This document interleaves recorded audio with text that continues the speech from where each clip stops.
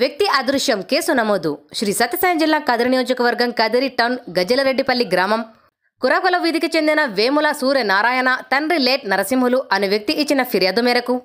తన కుమారుడు వేముల రమేష్కు గత సంవత్సరము వివాహం కాగా తాను పనిచేసే హాస్పిటల్ నందు వేరే అమ్మాయితో సన్నిహితంగా మెలుగుతున్నాడనే విషయంలో తాము దండించినందున గత 3 రోజులుగా